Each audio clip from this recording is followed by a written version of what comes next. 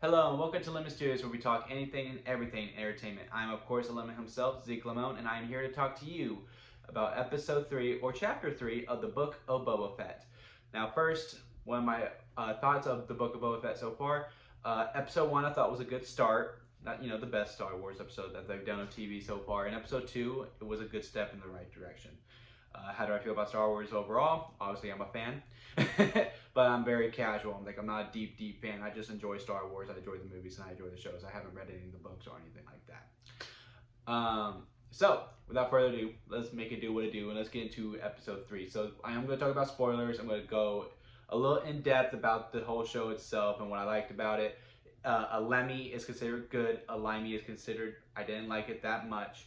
And then, yeah, we're just going to add up the Lemmys and Limeys, and then I'm gonna tell you at the end, yeah, that was a good episode, or no, that episode was absolutely suck.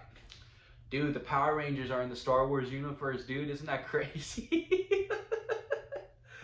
Man, I mean, those bikes.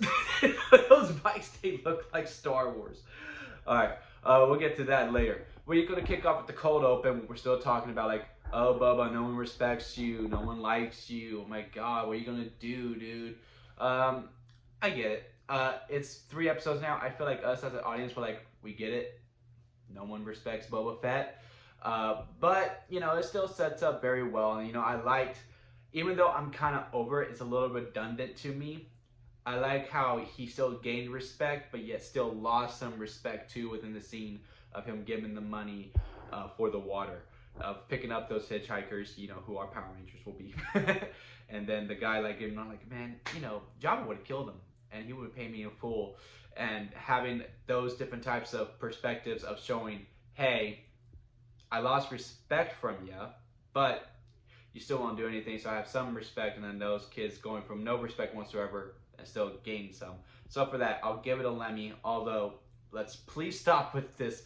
No one respects Boba Fett, because I think us as an audience, we just get it. So then we go into our flashback scene, and I'm also kind of over these two. I get it. If these were their own different little short stories within, because yeah, it's the Book of Boba Fett. It's a different chapter of the life of Boba Fett. And I thought we were gonna get that when it was a younger Boba Fett at the beginning, and then we went right back into the Tusken storyline. But dang, they killed the Tuskens, dude. they killed them.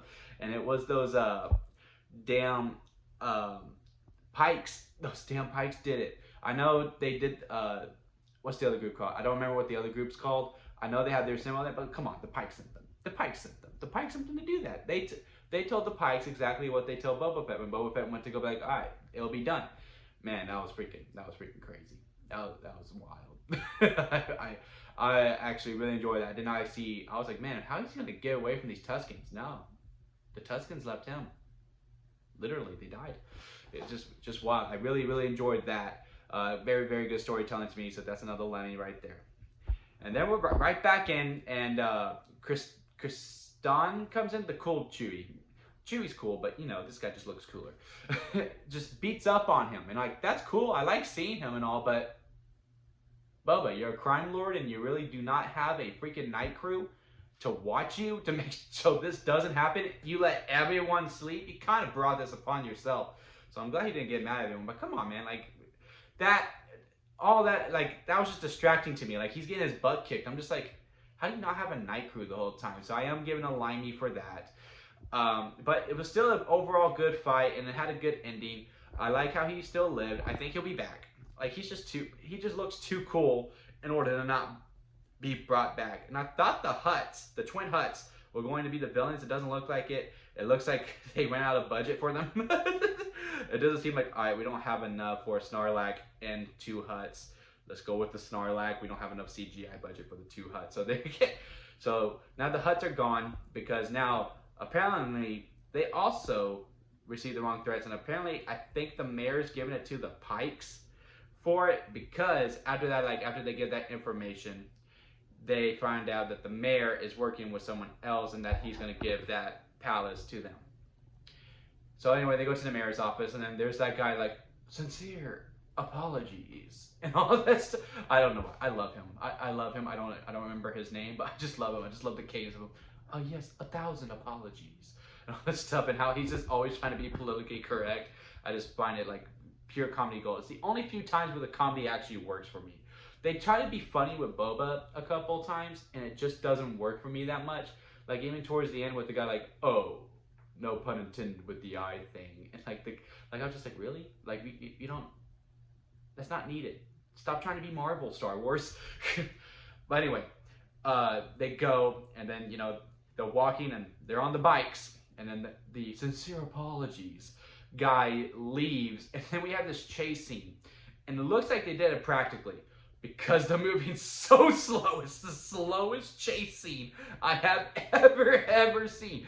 I mean, I was laughing my ass off during this whole scene. I'm just like, Jesus Christ, there's no stakes whatsoever because it's just going so slow.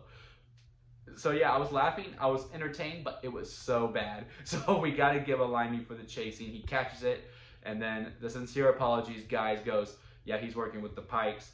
The guy goes out to go like, yeah, he confirms it. Yeah, he's working with the Pikes. And now it looks like the Pikes are the bad guys, dude.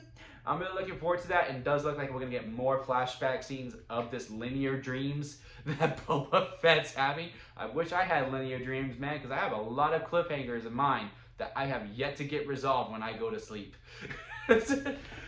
So I'm actually kind of looking forward to see like how these politics work, the crime politics and all that, and going forward. What would I give? I believe I gave more Lemmys than, yeah, I only gave one Limey, and I think I gave like 5 Lemmys in here. So I do give this an overall, it was a good episode, it was solid, but I'm gonna need it to trim on the flashbacks a little more. Let's just be done with this. No one respects Boba, we get it, we'll get it going, and let's just really start to move forward, and let's build up to this fight between the Pikes and Boba Fett. And hopefully, he gets a damn night crew now because he needs it. He needs it. He needs a night watch. If you like what you watched here, please subscribe and help me expand my horizons. Also, leave a comment on how you felt about the episode, how you think of the show overall, and what's your favorite Star Wars movie. Let's have a conversation about that too. Also, like this video and ring the bell for the next time you see a video that's going to be posted from me. And I will see you all here next time at Lemon Studios.